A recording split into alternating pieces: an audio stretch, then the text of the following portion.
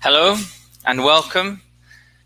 Good morning and good afternoon to everyone, wherever it is that you're joining us from. Please feel free to put in the chat and say hello and let us know where you're connecting from. Welcome to the session, Ethical, Legal and Societal Issues Related to Artificial Intelligence, held within this Conreceipt Week. I'm Daniel Blake, Senior Marketing Manager for Global Key Accounts here at Elsevier.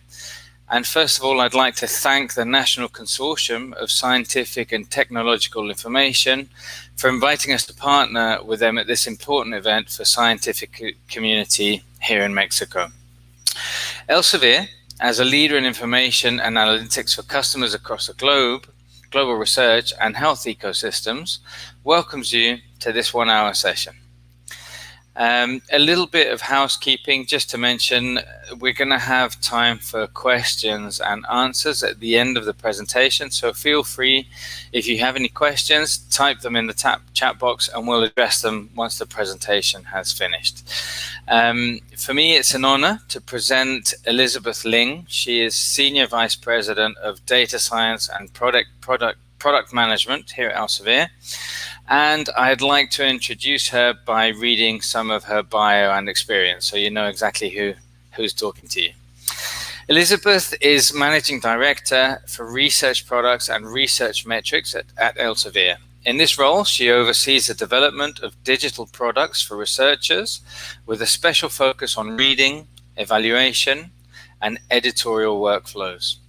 Her expertise is in developing digital products, leveraging data science approaches, iterative data-driven product management techniques, and user research. Prior to that, Elisabeth was Senior Vice President, Analytics for Research Products at Elsevier for 3 years, leading a team of data scientists and digital product analysts. She has worked for over 20 years in the digital industry, including over 5 years with PayPal and eBay. And just to give us an idea of where her specialties are and what her experience is, she focuses in the following topics: product management, digital products, digital transformation, scaling teams and products through high growth, data-driven decision-making, A/B testing, web analytics, data science, artificial intelligence ethics, startups, e-commerce, online marketing, customer acquisition and frequency, team leadership, product strategy, on-site conversion, and online payment. So, without further ado, please welcome Elisabeth for her presentation.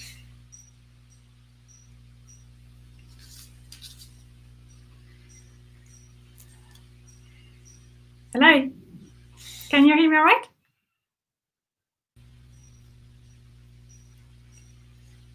Daniel, can you give me a heads up? Because I need to check the sound is all right. Brilliant.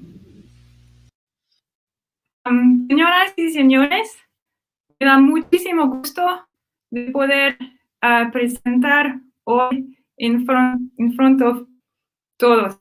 Hace más de 20 años que vive en el DF, que en este tiempo se llamaba el DF, y trabajé para La Roche Hoffman para 3 años. I am going to have to switch to English now, although I love speaking and I love my time in Mexico. I'm very honored and humbled to be speaking here, and I think Daniel gave far too many keywords to represent my experience. But thank you very much, Daniel. I will try to explain in one sentence who I am, and then we will get on with the rest of the session, which is a short presentation and then a Q&A. So to understand my background, you have to imagine that when I was 20, I wanted to be an architect. So I studied civil engineering in France, which means doing lots of maths and quantitative maths and lots of physics and quantitative physics. And at the same time, I studied architecture.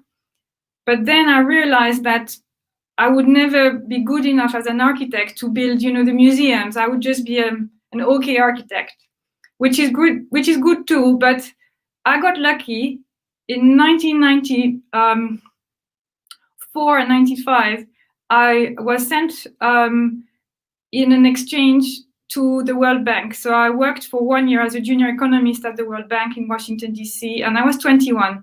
I was extremely lucky because at 21, to be working for such a prestigious organization as a junior economist was really something. It was also lucky because internet was starting. So I had friends who were starting to build Netscape in California. I could see the beginning, and I was so young. But as anyone who is 21, I was an idealist, and that made me dream. So when I came back to France to finish my university, I said, forget architecture, I'm going to dive into websites. And that's what I did. So I've been working with the web since 1997. And I worked for 4 years in France, and then I went to Mexico. So I decided at the time that I needed an adventure, and life and love took me to Mexico, for a Frenchman, I have to say. But we quickly split up, but I stayed in Mexico, and I made amazing friends in Mexico. And you really, please do know that I absolutely loved my time there. One of my bridesmaids, who is actually a professor of history and a renowned academic in America, is a dear Mexican, and she's from Mexico City. So I then came back to France and I joined PayPal and eBay. And for a very long time, I stayed in this very big, you could say, big tech. But that was the early 2000s. So that was the first dot-com bubble, the crash. You fast forward, and 5 years ago, I joined Elsevier. So all in all, what I want to say is I've worked as a digital practitioner for 23 years. And I love it. I think that digital can be a tremendous force for good. It can be misused, and we're probably in the third or fourth generation of technical innovation in terms of digital technologies. And we can all start to see that a lot of us are feeling nervous about the fact that many technologies, whether it's social networks or whether it's things happening through automation, or whether it's artificial intelligence, a lot of actors are being nervous that the technology, which is supposed to be used for good and good outcomes, can also be used for outcomes which are perhaps not nefarious, but have unintended consequences. So I'm very passionate personally about something I call responsible digital innovation. And when I say personally, it's both at work and outside of work. So of course, RELX and Elsevier are very aligned to my thinking because that's my job. And it's also what the group and Elsevier believe into. So this has led me 2 years ago to be appointed as an advisory to the European Commission on an advisory board on AI and ethics. And I have to say, if you want to imagine, for me, that was quite new because I'm a digital practitioner. So every day what I do is work with designers, work with software engineers, work with mathematicians, and try to understand what our users. So our users are academics who, do work, and it's hard not to see the room, but we think of them as authors who want to publish, or editors, or reviewers, or maybe researchers who have data sets. So I'm obsessed about trying to solve problems for our customers. But that's what I do every day. And then I went to the European Commission once a month in this room of 50 people from all sorts of horizons, lawyers, unions. So I was a private person representative, and we were 5 of us.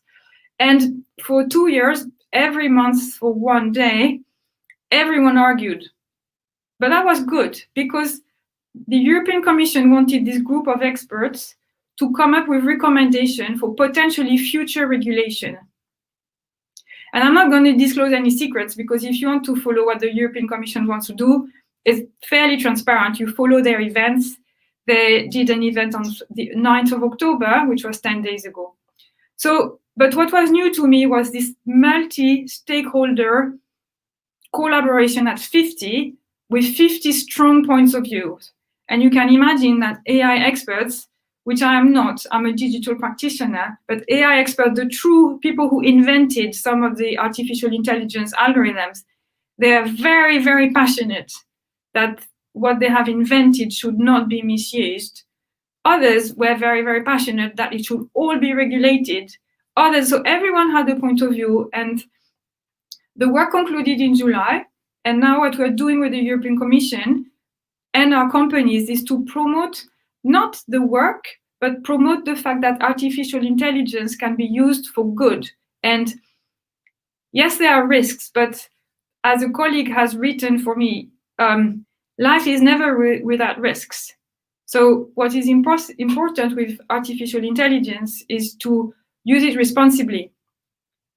Now that comes with the question of this session. What does it mean to use artificial intelligence responsibly? I don't think there's necessarily an answer to this question, but there are frameworks that everyone can use to think for themselves. And this is why now everybody is thinking about AI and ethics, because ethics, which is under the umbrella of philosophy, will never give us a solution, but it's going to give us frameworks to think about the pitfalls or the benefits and start to compare and contrast what we're going to do or what we're going to unleash as we embed artificial intelligence in, you could say, some automation systems. So what I would like to do now is first to show you this very little video. It takes a minute and a half, so it should be fairly quick. And we did this with the European Commission to show what AI can do. It's not for an audience like you because it's for the general public, but I want to kick off with that, and then we will go into a more serious, I would say, or not so serious, but my point of view as a digital practitioner. So I will just switch off, and I need to be able to share my screen, so I'm going to do that now.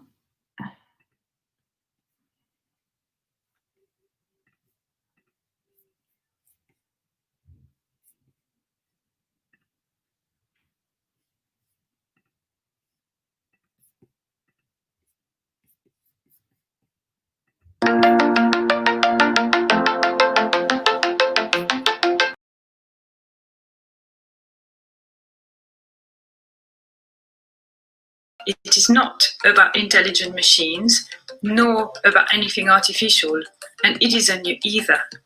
The term was coined by a group of computer scientists. What does it mean today? It is a broad term which regroups various technologies, such as machine learning or natural language processing.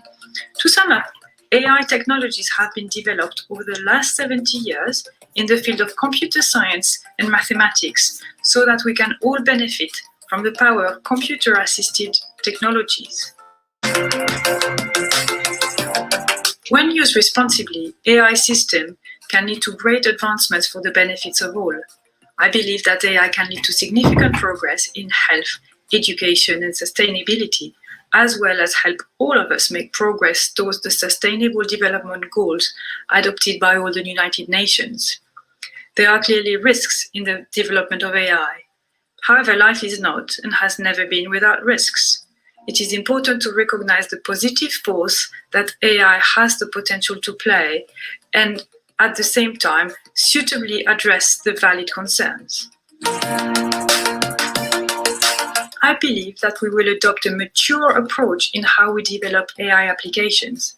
It will need to be a proactive and positive attitude from all of us, scientists inventing new technologies, public institutions and private companies adopting these to create applications, media outlets relaying those innovations, and then the wider public, all other citizens, using these technologies. Knowing one's rights in terms of data privacy, but also being able to trust that when the stakes are high, the wider society has put safeguards in place so we can all of us use AI safely without excessive worries and benefit from this very powerful and positive technology.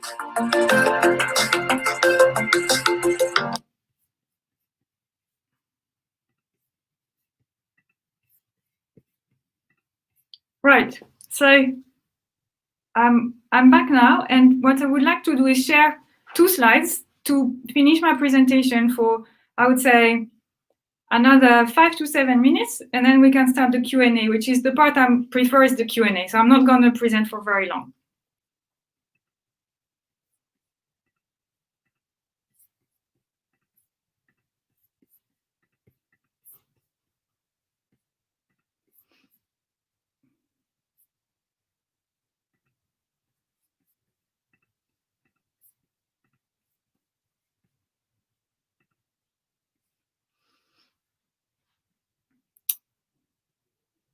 So I would say,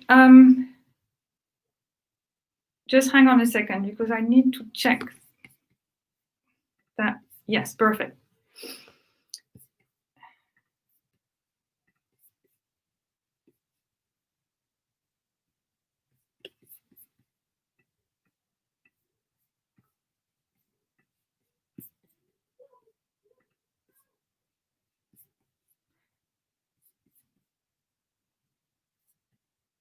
Right.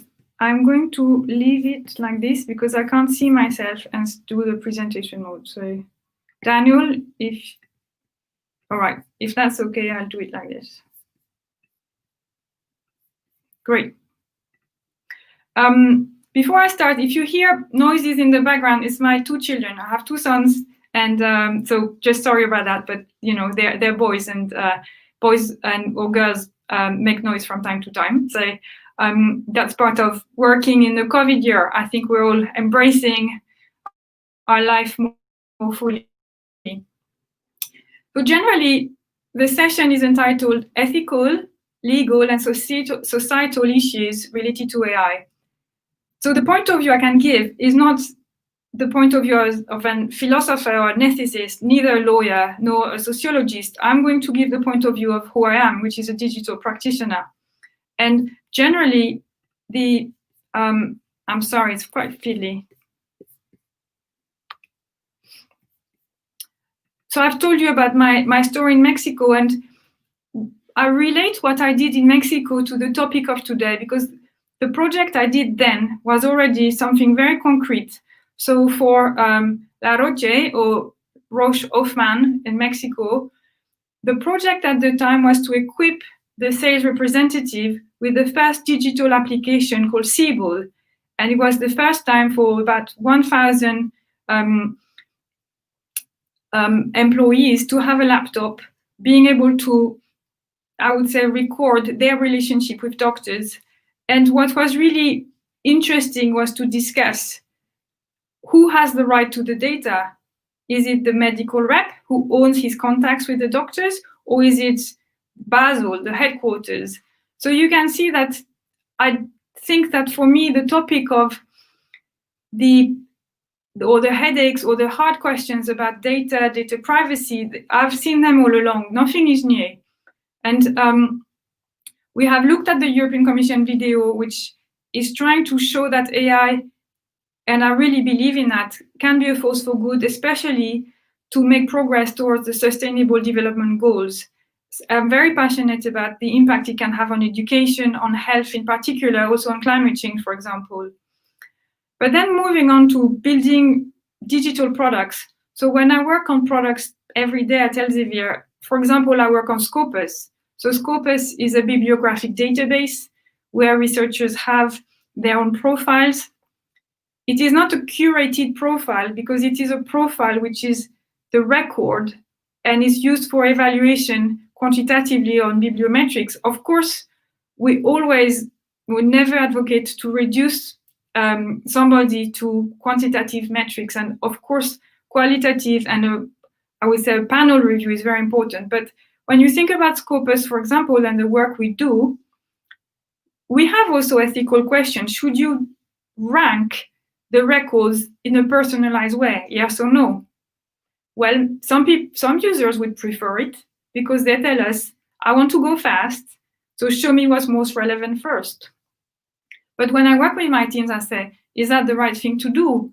Because Scopus is about a neutral analysis. And therefore, on the other hand, maybe an institution leader or maybe someone who wants to identify somebody for an academic collaboration does not want a search result which is personalized. That person just wants the neutral view, a search and a neutral view. And we haven't decided. This is a question that I'm using on purpose to challenge the teams to think more. A parallel to that is Google, and I'm not here to criticize Google, or I would never do that. But specifically, you can think that when any global citizen has a question, on a fact, who won this battle or who did this, it is perhaps disturbing to know that the answer varies depending on the country or depending on the person. And so I take very strongly the responsibility I have as a leader building digital products, that what we do has an impact on people's decisions. And therefore, it is extremely important that we take this responsibility seriously. I'm going to take another example to talk about the notion of mandate.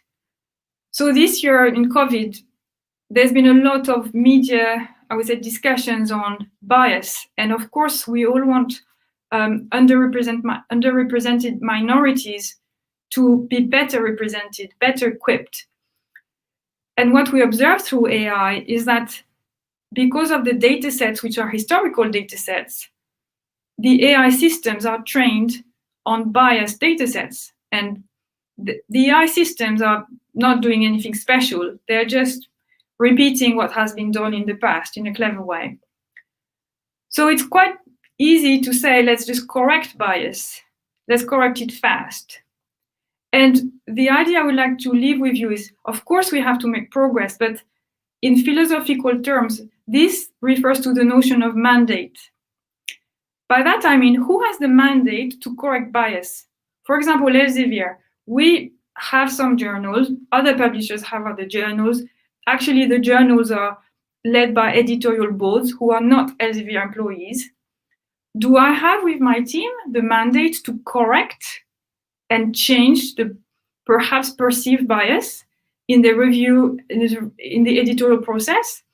I certainly should not tweak in the middle of an algorithm, let's just tweak it so that it's corrected as I am, and we're certainly actively discussing things, but mandate is who has the right to correct historical biases. And if you think of what the European Commission has done, they have gathered multiple point of views.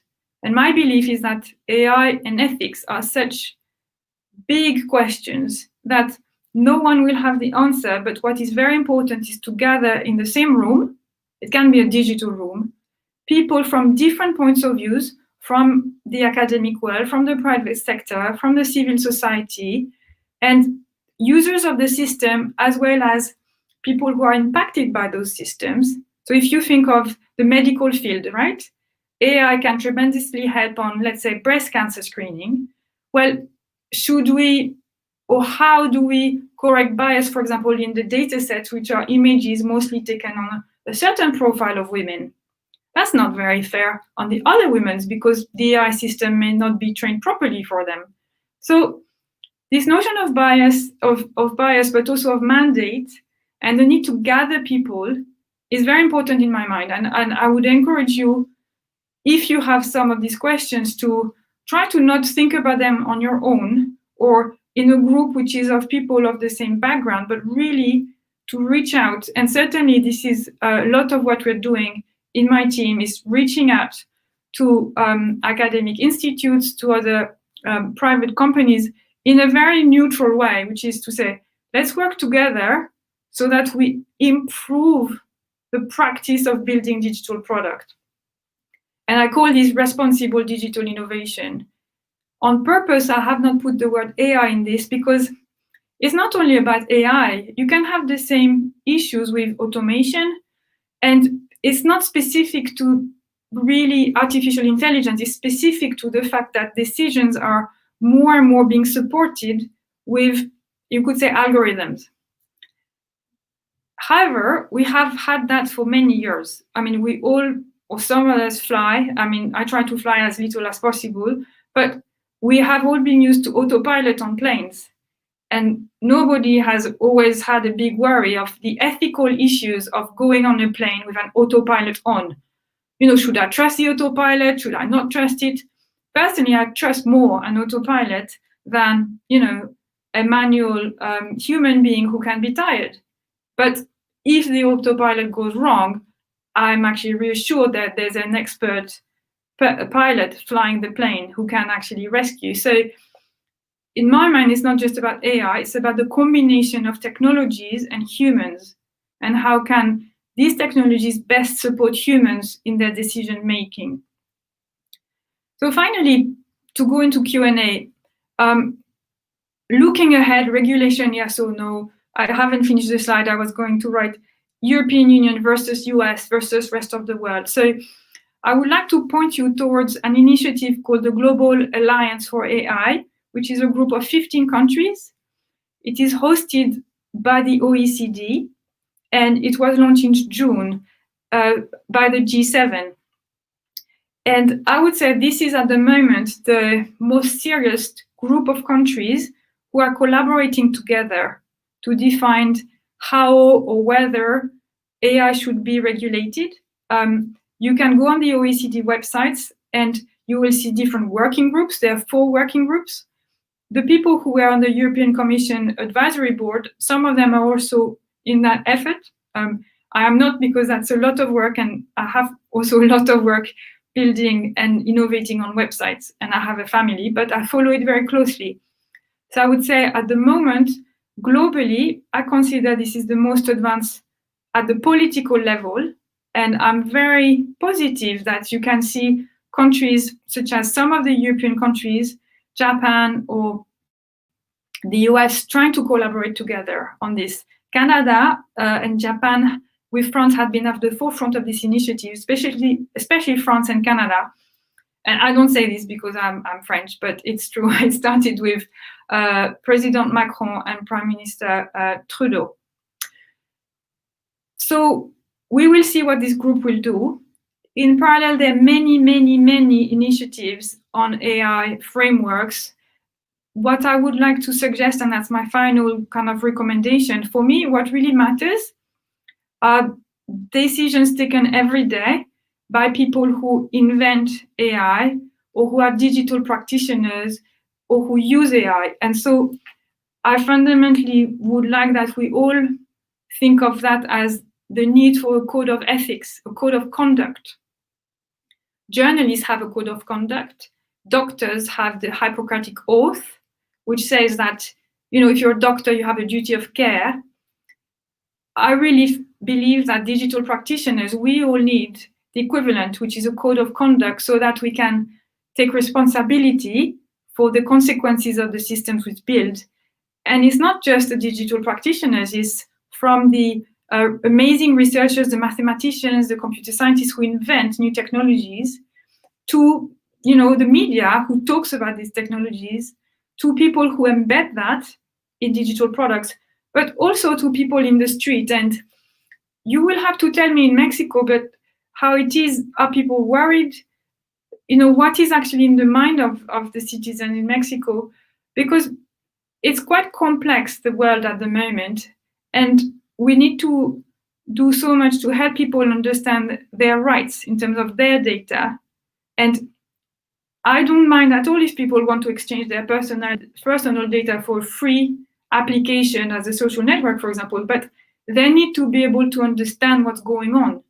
And I'm not here to bash on any company. Every company is doing, what they want and follow their own regulatory frameworks. But what I care about is that users are informed. And what is very important for us at Elsevier is really the concept of privacy by design and this responsible digital innovation. I'm not saying we're getting it right every day because it's really hard. But what I can tell you is that A, I'm very passionate about it. B, I'm not the only one. It's very seriously taken up to RELX. What I do for the European Commission is for RELX. It's not only for Elsevier. So our holding company is extremely keen that we do this right. But we can't get it right all the time because you have many, I work with 1,000 of engineers and data scientists and designers. So you cannot prevent mistakes here and there, but you have to put safeguards and frameworks in place so that we catch those mistakes fast and then we iterate. And certainly we don't release into production something which has not been thoroughly analyzed, should it have impact. Having said that, when you think about the systems we have at Elsevier, they're at a lower risk profile than systems, for example, who are in the medical field, who screen for breast cancer, or systems which are in the defense. So if you read, again, I quote a lot the European Commission, but what we recommended as a group was that the level of regulation and the level of oversight mostly will have to equate the risk to human life, yes or no, the risk to impact at scale on people, yes or no. And every company, every private company or every public administration has, in my mind, to assess what is the impact of the system? What is the impact of the system on scoring people for social housing? What is the impact on this system for recommending a journal in which to publish?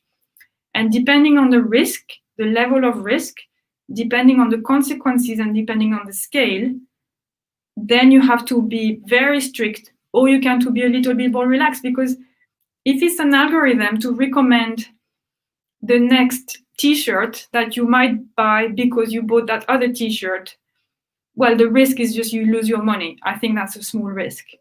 But then if you have other system where you start to have an impact on people's career, for example, or people right to have a mortgage, is much more meaningful. And then again, in medical application, as always in the medical field, you have an impact on human life, which is extremely serious. But the same in the defense industry, the same in the very thriving automotive industry. And it's all for everyone, I think, to take their responsibilities. And it starts with education. It's a very complex field, and I love it, but it's taking a lot of hard work, a lot of reading, and a lot of talking and collaboration. So to conclude, thank you very much. I hope I have many questions, and if not, I'm sure we can come up with questions. Thank you.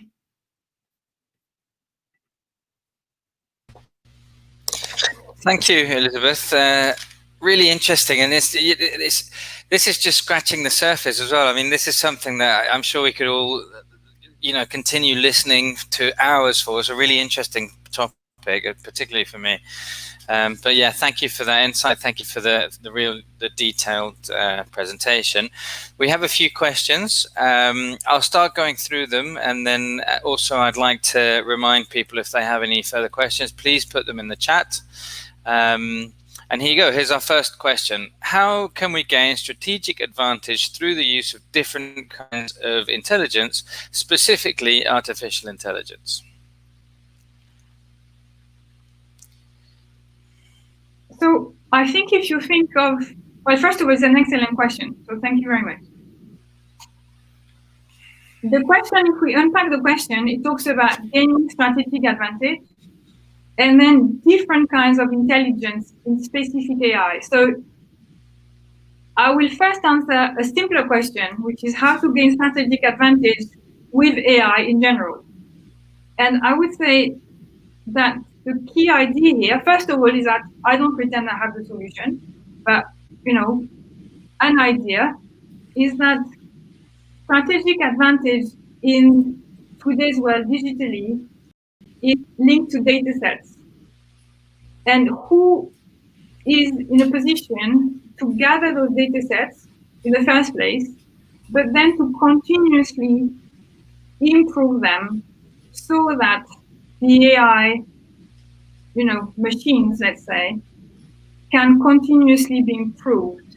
And the key term, which is important here, is feedback loops. So it's not really worth it to acquire and work really hard on one data set and then be done with it, because that's a lot of wasted money or wasted effort. What is important is to orchestrate something where you start with a very good data set, as good as you can. And if it's not good enough, then it's not worth starting. But then to put in place feedback loops, it could be for user interfaces. So for example, when you buy on certain shopping websites, they're gathering clicks, which help them understand whether the pictures they're showing about the handbags are better than other pictures. So these are feedback loops. You can do feedback loops outside of digital systems through experts and expert dialogue. But this notion of gathering and constantly improving feedback loops is really, I think, core to strategic advantage in the world of AI. It is not specific to AI. It's the same for automation. It's the same for other technologies. But gathering these data sets, now, a lot of data sets are public and people innovate on that. So I am not suggesting that data sets should be necessarily private. I'm suggesting that the crux is actually in this orchestration of the feedback loops, because you can only orchestrate that if the users are really happy and interested in your systems. And that's what I like. I think people have to vote with their feet as consumers or users. And if you provide a good digital product, people will use them. And if you're transparent about how the data and the clicks is being used, it starts to be a kind of nice, I would say, rhythm where you're getting more data to improve your data set, and in return, the users are getting more value, and in return, the product is better. So it's an orchestration. The question was also about different kinds of intelligence. I think I would say, in my mind, it doesn't matter so much. I mean, you could go into really very detailed things about how to optimize for NLP, how to optimize for machine learning. I think if you don't mind, we will leave that to take another question, because that would be a very, very, very specific question. Okay. We'll move on to the next one. But also, you know, your comments that you're saying, it clearly has very commercial capabilities as well. And, you know, moving forward, that's going to mean a lot for business. Okay, so question number 2. With the increased usage of artificial intelligence, what do you see as the biggest challenge to ensure that it is only used responsibly?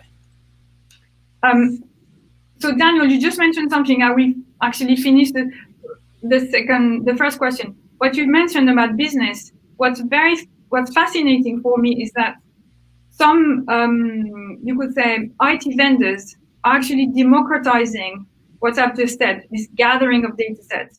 And the cost of building such application is actually dramatically lower through, you know, some of the big tech, not all of them, but some of the big tech are enabling 2 or 3 developers and a product manager to start AI applications, because actually they're lowering the cost of maintaining the data sets. So it's very interesting to observe that the cost to start these companies has dramatically lowered, provided you have a good product. If you don't have a good product in digital anywhere, you're nowhere.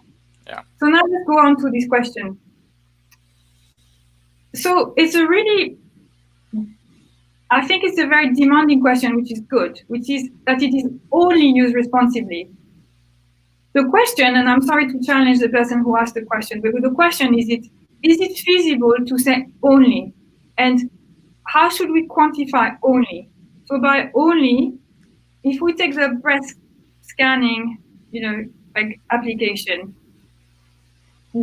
for it to be only used responsibly, does that mean I will only give you a diagnostic that, yes, there is potentially a breast cancer when I'm 100% sure?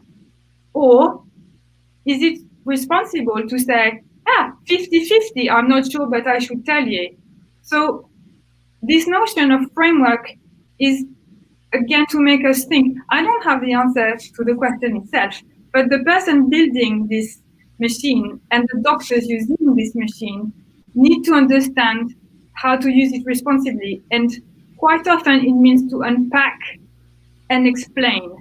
So, because what is not responsible is just to give a yes, no answer. You have no cancer, you have cancer. That is not responsible.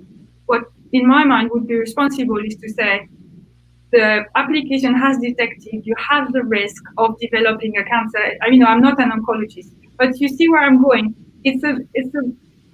The AI is here to give you roughly a probability score. And what is the only responsible thing to do is to explain. And the only not responsible thing to do is to keep it as a black box.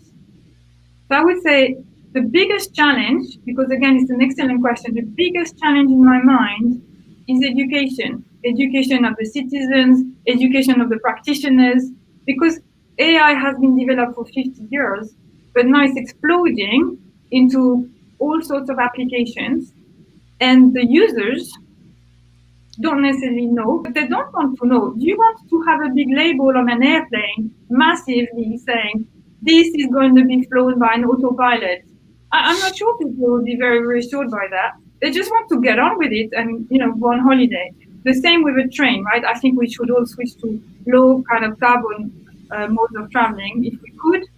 So to go back to the question, the increased usage, the biggest challenge for me is because it's exploding, it's going really fast. We have a really, really fast need for education of the users, of the practitioners who use the applications, of the practitioners who build the applications, but also the academics who are in the private sector or in the public sector who invent new technologies. And I have to say, every month, a new revolutionary AI is released.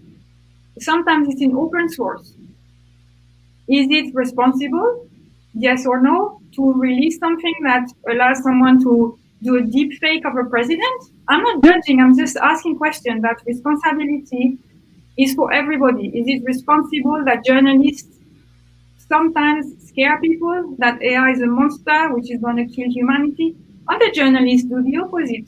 So bottom line, I think everyone has to be responsible for themselves and educate themselves, and we all have a duty of care to help educate others. When I say educate, it looks really, patronizing, but inform is probably a better word. And it's tough. Secondly, with regulation in the countries that choose to do so, certainly when there is a risk to human life, the challenge will not be to regulate, the challenge will be to monitor and oversee the regulation is followed. Yeah, there's a lot to do, but I agree. I mean, and it's definitely something that has to be done in conjunction, right? Governments and educators have to, this is something which moving into the future will require a lot of attention for sure, a lot of training, a lot of education. And the future is now. If there's anything, we have to get on with it. The future was yesterday. Yeah, you're right. But the future is unevenly distributed, which is the challenge. So, moving on to our third question. What do you think about the relationship between artificial intelligence and the management of a customer? Do businesses need to be regulated? Well, the very simple answer to that is that every business operates in a country, and every country has their own regulations. So I'm not going to comment on the specific regulations of, Mexico, the US, or France, or the European Union, or Great Britain. I think personally, every company operating in a country has to very normally, like it has always been the case for centuries, operate within the legal framework of that country. The question is perhaps about whether I believe that more regulations should apply. I think I've already addressed that. I think that in my mind, and it's really in the recommendation we made to the European Commission as a collective group, so don't see that as my opinion on my own. It's really hours and hours of debates.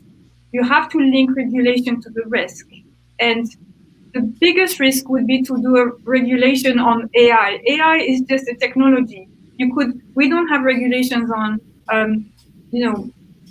statistical frameworks which were used before on simple regression analysis, but it's been used in insurance industries for years and years. So what matters more to me is that regulation looks at the impact on humans at scale.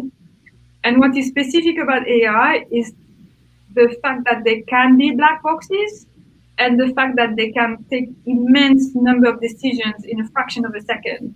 So the impact is massive, and the level of human understanding of what's going on under the hood is low. So the level of oversight is extremely challenging, and some regulators are thinking perhaps that black box AI should not be allowed when there is a risk to human life. And certainly everyone developing such a system would ask themselves that question. Because if you're going to detect, a brain tumor, do you want to know how the AI went to that? Maybe, yes. Or do you want to actually have the highest number of brain tumors detected, but have a black box? And these are incredibly difficult questions, which I certainly don't have the solution, but the people who develop those systems, the people who use them, and the patients have to be responsible, aware, and informed. And but just to understand that question, are you looking at it from, possibly companies would like to have that black box approach to protect their, their intellectual property, because that's their kind of unique selling. Is that where the black box approach would be used? It's a very good question. So you can definitely have, let's take, 20, 30, 40 years ago, the insurance business, right? Scoring risk. We have bought cars for decades, right? And people have taken loans to buy cars for decades. So insurers have developed statistical models to know whether or not they will give you a loan. They have had intellectual property and have thrived as private actors. Is it a black box? No, because statistically, you can, if I give you the input, you can tell me how I get to the decision. So it is not a mathematical black box, and it has intellectual property. When I use black box here is that seriously at the moment, there are technologies of AI where you and me, we just don't understand how the algorithm, what it does in the middle. A very famous example is for Google. Google has given to an AI the question of how to optimize the air conditioning of their warehouses. And the AI has found something way better than anyone whose job it is at Google. And the story is they're saving 15% of electricity costs. How has the AI algorithm gone to this conclusion? I don't think people really know. But bottom line, it works better than anything a human brain has developed. So the word AI, to go back to that, I don't think it's an artificial intelligence. It's just a super sophisticated algorithm who is much better than us at high frequency computations. So the intellectual property is in the development of those algorithms, the development of those data sets, the enrichment of those data sets. It doesn't necessarily mean everything should be secret, because I think that things have to be auditable. And so for something to be auditable, the reason we fly planes and we're happy with autopilot is that it's regulated to safety standards. And so AI systems, whether they're AI, NLP, ML, AI, anything, they're mathematical models. And if there's a risk, they have to be auditable. Whether you can do that and protect intellectual property. This has been done for decades. When I was in Roche, we certified the plant where the actual medicines were produced, and it was super tough, but we got the certification on the quality of the drugs that were manufactured there. It's exactly the same framework. Nothing is very new here, and people are hiding behind AI to just get on with their business. I don't think that's very responsible. Okay. Interesting. We have another one. Moving on. Do you believe that artificial intelligence and its results should be accountable to external and internal auditors? Actually, that's a very nice link to what you were just talking about. So if there is any, there we go. Yeah, I believe so. I think, again, every country will make its own decision. So I think it will vary. For example, already today, you have a very, very different data privacy laws between the European Union and America. So what you can get in the European Union as a user, for example, is much more. I can, at the click of a button, request download of all the personal data many digital actors have. I can request for that to be deleted forever. This is not something that is available for an American citizen. So there is my opinion, but then there is the decision of each country, and that is linked to the democratic framework in those countries and who is actually pursuing, I would say, which management of AI in each country. And it's certainly something where the regulators have a role to play, as well as the politicians, as well as people who vote. Agree. Yeah, I agree. That certainly makes sense. And yeah, actually, that's another point that maybe I hadn't considered too much. But yeah, there'll be regional nuances, of course, because of governments and legislation, etc. So that's very relevant as well. Yeah. You can already look at China, and China has, already put quite firm boundaries in terms of which applications are allowed or not allowed in China, and they have their own frameworks. And I'm not judging any country. I'm just saying it will vary immensely. Okay, well, also related to the previous question, how advanced artificial intelligence, it's put IA because in Spanish it's IA, but so how advanced artificial intelligence ethics guidelines in the world? Yes, we also do IA in French, Intelligence Artificielle. Oh, there you go. Okay. It's Latin then. Yes. Well, how advanced are they? I think, well, the first thing is that there are dozens and dozens and dozens of AI ethics frameworks. So there are too many. So the question is, why are there so many and none of them is really applied? So first of all, we do need some regulation. And I believe it is coming. That's my personal belief. That's not an Elsevier statement. We all read the newspapers, and when you have commissioners who write 3 weeks ago in the Financial Times that they need new regulatory tools, I'm just a reader and I just read that. But secondly, we also, why are all these frameworks in existence? Is that because the academic community is passionate that something has to be done. So many people want something to be done. But what's missing in my mind is what I call this code of conduct. And I'm working with a lot of digital practitioners, and a lot of them agree on the fact that the solution or the improvement will actually come when all the actors, the academics in private public labs, the users, etc. I've said that all along. All these different types of people, up until the users realize that a code of conduct is needed, because regulatory frameworks are good, but if you impose that, you can never really be sure that the individual data scientist or the individual software engineer will code exactly how you want, because at the bottom of it, I say that positively, but computer science has a hacking community. I belong to that community of digital disruptors. We want to just get on and build and do things, but I've moved on now. That was 20 years ago because, well, I'm older, and I think there's a lot of responsibility to be had. So advanced, I'm not sure it's that advanced because there's lots. But on the ground, let's ask ourselves, I think we are advancing because we're talking about it. I think big companies, certainly like ours, are taking this very seriously. Other companies, I think, are still scratching their heads about how to deal with it. And other companies or the private labs or the public labs are just saying, we just want technological advancements, and they don't see the problem. So in that side, there's huge debates. And you can read books about people passionate about AI safety. They're really, really worried about how, the human kind of, I'm less worried than that, but I really would like more advancement on the fact that we all take our share of responsibility individually. And that is on top of what is being done regulatory, because I have no power and control on the regulatory frameworks. What I can influence personally is the work of my team, and I take that very responsibly. Yeah, makes perfect sense, and a great answer as well. I think we're going to have time for maybe one more question.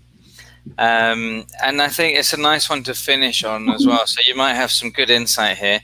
For people who are interested in artificial intelligence, which would be a good way to learn more and maybe enter into the field? Oh, that's a fantastic question. So I think, first of all, go for it because it's a booming sector.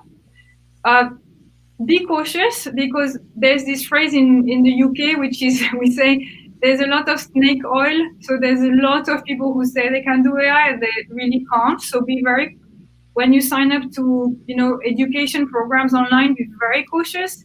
Therefore, go to the renowned institution, right? So on Coursera, etc., you have the best universities of the world. So my simplest advice, which I give to my team, is do an accredited, I'm not going to name a university here because wouldn't be appropriate, but take some of the leading universities, in Mexico, in the US, in Europe, wherever you think is the best university, and they have online courses which are accredited. So you're going to get on your LinkedIn profile.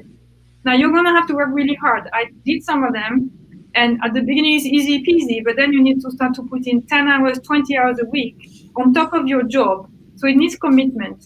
And AI is like any job. It's like being a baker or being an architect. It's tons of hard work. And if you're interested in it, that's good, but you need to be able to put a lot of time into it. If you want to switch career, you need to be able to do that as you work. If you're a student, I think you certainly need to do computer science and maths, but quantitative maths. You don't necessarily need to do pure maths. And finally, I always advise, don't really follow AI research. The best advice I was given by a really renowned AI specialist is just wait for 1 year, because the latest fad of algorithm, a year later, you will know if it was a new really innovation or not. So if you want to go into AI, don't really read the newspapers on the new algorithm. Study from really hard and renowned universities, and then you need to practice. And that is going to be tough because you need to get a job. But the demand is there. So if you have, a degree from a renowned university with a great grade, I think that with hard work and a great work ethic, it's possible to switch. And certainly I have, at least in my team, people who were not at all in this field. And I've always told them, you need a quantitative background. The hardest question is PhD. In AI community, you need a PhD to be considered. But if you want to build digital products, it usually is enough to go to master level. So it really varies on, and you don't need to decide today. You just kind of, gradually go for it and talk to people. Talk to people who do it.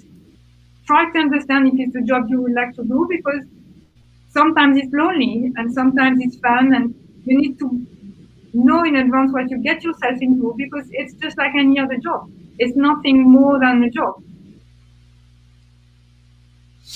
Yeah, that's very sound advice, I think. And I think there'll be a few people in this chat who are certainly considering it. And it's certainly a really exciting field to get into. It's amazing. It's really amazing. And especially, I think when you think of a biomedical advancement, I mean, it's also, I find amazing all the advancement on robotics and medical, right? People who are inventing tiny robots who can go into bloodstreams. I mean, that is not necessarily AI, but miniaturization is mind-boggling. So, there's so much to learn. It's amazing job opportunities for so many people. Agree. Okay, we're 2 minutes before the hour. I'm not sure if we're going to try and squeeze another question out of you. I'm just looking at the question fields. Oh, here you go. We've got one last one, and then I'll just close it. But if you could maybe take a minute with this one, and then we'll just close the session. Where is the largest opportunity for artificial intelligence in the next 5 years? Well, very simple question, of course, in 1 minute. I think let's twist it a bit. I think my hope for the next 5 years is that if we meet again in 5 years, we will all be reassured that AI is used responsibly. And secondly, we will see significant progress in terms of the sustainable development goals supported by AI, personally, specifically climate change, impact on health, impact on access to electricity and education. But any of the SDGs, that's just a kind of my topics of interest because I'm a mom, basically. But generally, that would be phenomenal. I would actually add to that, let's not wait for 5 years. We need to check in 6 months, in 1 year. Are we making progress? Because AI is going so fast that we cannot wait for 5 years and say, damn it, we've missed it. We have to stay on top of this. Absolutely. Yeah, absolutely. And and I think it's one of those things that's going to be a snowball. So if it's going fast now, it's going to be going faster next year. And then in 2 years, it's going to be going even faster. Yeah, so that's interesting. And well, I mean, I think we're up to the hour. So from my point of view, it would be, you know, I'd really like to thank you, and our team would really like to thank you. It's been a really interesting discussion. We've had a lot of movement going on in the chat. There's people saying hello to you from Oaxaca and from Veracruz and Guadalajara and Mexico City, and these are all places that I'm sure you maybe went to when you lived here. But yeah. So once again, thank you. Go ahead. I'm just saying thank you very much for all the amazing questions. Thank you for the attention. My heart is with Mexico. So I did tour around almost the whole country. So I have amazing friends there. And it's just a country full of life. So thank you very much. And I can see that in the comments. You can reach me through, Elsevier or on LinkedIn. And I wish you the best with AI. I wish you the best to all of you. And have a great day. Thanks again, Elisabeth. And thanks to everyone who participated in today's session. Bye-bye.